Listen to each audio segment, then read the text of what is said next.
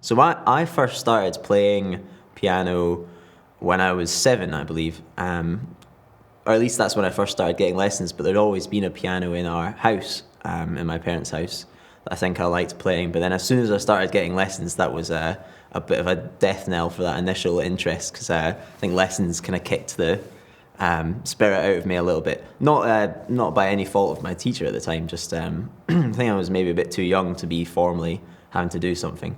But then I think I saw the jazz educator Richard Michael play piano when I was about 12 or 13, I think, and he just made it look like so enjoyable. And it sounds weird, but I'd never clocked that playing music could be enjoyable, which I think is, generally it puts a lot of people off when it shouldn't, because music at the end of the day is like a nice thing to play rather than a high pressure thing to play. But I think that was that when I first saw someone playing jazz, and it looks like really a lot of fun in it, and it didn't feel all so scary anymore to like try and do music. So that was kind of my introduction to it in a way.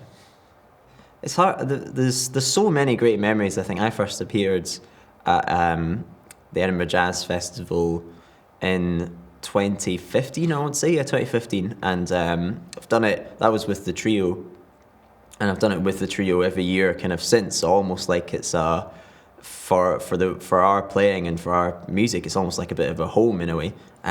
It'll feel when the year comes that we don't play Edinburgh Jazz Festival, that'll feel very bizarre, I think. But I have a lot of fond memories of playing there with the trio, and I think if you'd recorded every gig and then like played them all back to back, you'd see a really interesting development probably in the kind of sound and style of what we're doing and stuff. And then just generally playing with other people's projects that I really enjoy playing in, and playing with musicians that I really like respect and stuff. Playing with Graham Costello and Matt Carmichael and Mark Hendry, and just really great people. And playing with Tommy Smith actually last year was really, really great. But just generally being in the city when there's so much jazz going about, and when all the musicians are there, and when there's so much great music, it's great. I really, really do love it. Yeah, the album artwork's a really nice story actually. So we decided, when I signed with Edition, we decided really early on, I think, that Cairn was going to be the album title. This was way back in February, I think, of 2020, and then a few months later came to the point where the artwork needed to happen. So I set up a Skype meeting with Dave, who's in charge of Edition, and Ollie, who designs the artwork for Edition, and we were just talking about what the album kind of meant, and like cool symbols, and what Cairn kind of was and stuff. And I think collectively seemed to come up with this idea that it would be really cool to like go and get some stones from like real cairns and like use them as kind of the artwork. So I went. So my parents live just below the Oakle Hills, kind of in Perthshire, Clackmannanshire. So I went back there, and then went up into the Oakles, and took some stones from cairns, and hurt my shoulders a bit carrying them all down, but got them down in the end, and boxed them up, sent them off to Edition. And it's ended up that like some of the stones I got were like really, really genuinely very pretty. So for each kind of format of the album, there's like a different stone used. So for vinyl, one different stone; for CD, there's a different stone in the front, and digital again, different one. And kind of together they constitute almost this like virtual cairn. I'd have to like give credit to the other two at Edition for like coming up with that idea, because I think it really actually sums up the album in a way which I can't really articulate that well, but it sums it up really nicely, at least in my head. So Cairn, I'm pretty sure, usually when I write, I try and like start with like an idea, and if everything kind of springs from that idea, then fine. If nothing springs from that idea, then it gets put in the bin. But I think the first idea I wrote for Cairn was that bass line that David plays in the opening. And I've always been really obsessed with that Pat Metheny record, 8081. And there's a song on that called Two Folk Songs. And in that, Charlie Hayden, who's the bass player, he plays a lot but with his E string, not to get too technical, but with his E string drops down to D, so you get this really low D. So what you actually get across the bass is like D, A, D, and then a G string. And if like you strum kind of all of those, actually sounds really nice and harmonious together, especially. And I think that's why I write so much stuff in D major anyway, because it sounds really good on the bass, I think. But especially for that tune when David kind of tunes down. So I kind of wrote that riff and took it to him, and it was actually his idea to tune down. And kind of by doing that, I think it opens with this really nice, resonant kind of open sound in D major, really. And then kind of everything just came from there. And I think calling it Cairn, like that really open sound kind of appeals to me in the way that, when you're standing on top of a cairn from a hill, that's like a really kind of open view. Your mind, I think, when you're in such a huge, vast space, your mind kind of really opens up in that way. So it was just kind of trying to convey that feeling in a way, if that kind of makes sense.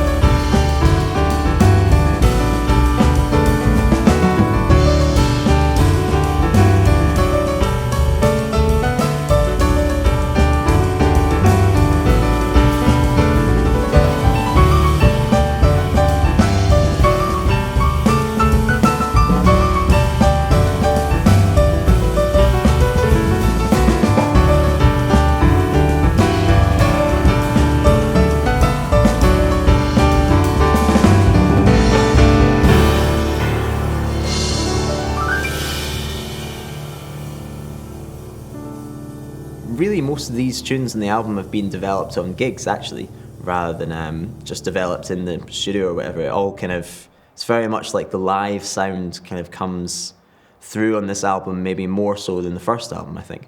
And yeah, and it's definitely important to say as well, like obviously I write all the tunes myself, but they would be very different if David and Hendo had never seen them. It happens so often. I'll bring in a tune and David will say, oh, why don't you add an extra bar there? And Hendo will like do a different groove on the drums maybe to what I was expecting, and that will like just improve the kind of tune massively. So in that way the tunes become really tunes that are inhabited by the trio rather than just being tunes that I happen to have written, which I think is the way I kind of like it. So that was kind of my main thought for this album, was just trying to really focus on how getting the trio to sound really together and really good and stuff, and making it so that, like I say, the compositions weren't just mine, they were all of ours. So growing up with folk music and then growing up with my teens playing a lot of jazz music, I think when I write, like hitting that sort of point in between the two really feels like that's where it feels the most comfortable to kind of inhabit. So you know, when I'm playing music by other people, whether I'm like maybe playing Chopin or playing some like, you know, Jerome Cairn songs, or playing other people's music as well, that like feels really, really good, but that's like putting on a slight part. Whereas like playing this music that I've written, because I've really tried to make it feel like it's my own kind of thing, that feels the most comfortable and feels the most at home. It's not to say that playing other people's music isn't really enjoyable as well. That's like probably the same level of enjoyment, but I think for doing my own thing, it was really important to me to kind of try and get this really comfortable feeling that what I was doing wasn't just an imitation of someone else, you know.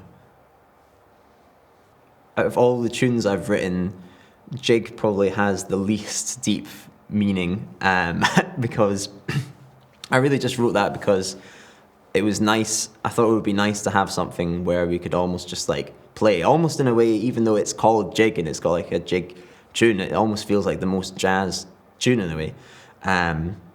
Not that it's, you know, particularly either, I don't think. Not really a huge fan of calling things by genres, but in terms of the way we approach that, it's basically there's like a head, and then there's like a solo, and then there's a big drum solo, and then there's the head out, and that's very, structurally, that's quite consistent with jazz at least. But yeah, for Jig, I really just wrote that. That was kind of just meant to be a really fun tune, and I think on gigs, I play it almost every gig actually, and on gigs that usually is a really fun one to play, because can really kind of try and, at least improvisation wise, the way the improvisation section's written, it's like almost no chords changes really whatsoever.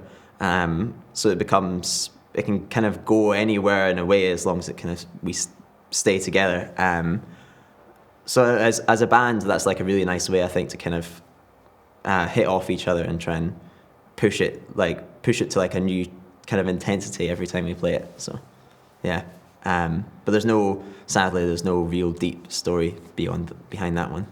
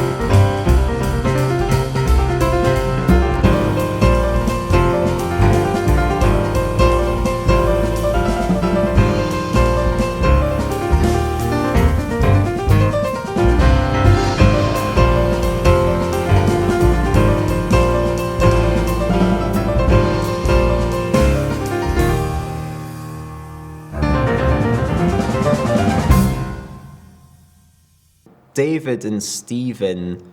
I actually met. I always call him Hendo, but I'll try and call him Stephen. I met Stephen a very long time ago, I think, because we were both around in Scotland, doing youth bands kind of at the same time, except he was a bit older than me. I didn't meet David until I went to RCS because he's actually from London. But when I got to RCS, they were kind of the drummer and bassist in fourth year that everyone really wanted to play with. So I kind of ended up that I played with them quite a lot. And then I think it was in 2015, like I said, when we first did the Edinburgh Jazz Festival, and when Roger, who at the time was running it, he asked, what do you want to do? I said, I want to do a trio with the two of them, just because it felt kind of right at the time. And I think at the time we probably played tunes that would not sound like ours at all. It was just stuff that I'd tried writing. I think we played a couple of their tunes as well. But over time, the more I tried to write stuff, the more I found myself writing with them kind of in mind. And I have to say, like, as bandmates, they're like perfect, really, because they learn the music like as soon as I kind of bring it. And like I say, they're really up for like trying lots of stuff different ways and like workshopping it and like giving ideas to stuff. And just like I think the three of us, because we've now played together so much, it's hard to imagine doing a trio with like other people in a way. It really does feel right to play with them. And I have to say as well, like individually, I think they're like incredible musicians. Like Stephen has obviously just got ridiculous, like amazing technique on the drums, but also such like colour that comes from. I almost imagine him more of like a colorist of the music rather than just a drummer in that way. It's almost like he, every tune he kind of does the right thing to elevate the tune rather than just playing the drums really. And then David is like one of the most solid, maybe even the most solid bass player I've ever played with really. It's like he's very understated and maybe not necessarily the one that like your instantly ear is drawn to, but I think everything he plays, again, much like Hendo, much like the way I always try to be at least, everything he plays kind of really services the music, and he's really like a solid foundation for kind of me and Hendo to kind of spring off of. So yeah, I just think it's a combination. It's like a way of like playing together so much that it just feels really, really natural to play with them. It feels like the same as just like sitting at home practicing, and that's kind of the way I kind of wanted it to be. So yeah, they're very special musicians though. I'm very lucky to play with them for sure. So when at the time I wrote Old Friend, I think, you know, like I wrote the tune, I think I came out again, I think it started with that idea, this kind of slightly moving, not really arpeggio, but sort of moving broken chords at the start. And then that tune seemed to kind of come out really without thinking too much about it, which I kind of think is usually how the good creative stuff happens when you're not really thinking so much. And then I wrote that and didn't think too much about it, and then came back to it maybe a few months later and thought, even though it didn't really seem like it needed, at the time at least, it didn't seem like it needed other musicians. It felt very much just like a solo piano thing. I thought it would be nice to kind of try, because I've been listening to a lot of Norwegian stuff, and especially stuff with Jon Christensen on drums, where so often there would be time in the piece, but he wouldn't really be playing it. So when I went and brought it to the band, that's what I said to Hendo, like, don't play time in this, just like play colours in a way. Then Dave just plays the bass notes and really kind of anchors it. And I think actually having Hendo kind of colour it in that way and like shape it really elevates it to being something more than what it is. I think on its own, it's like maybe like kind of a nice melody with some nice chords, but with Hendo adding that extra kind of touch and with Dave adding that depth, it really kind of makes it a kind of deeper thing, I think. It makes it a lot more kind of melancholic. A lot of people might come up to me after gigs and ask me, oh, who is the Old Friend? Like, who's that about? And And the answer is actually not really, like, it's not about anyone, to be honest. It's more, it could be about a different person every time, really. It's more that I always try and write for, like, feelings, I think, rather than actually specific things, and that's kind of the feeling of,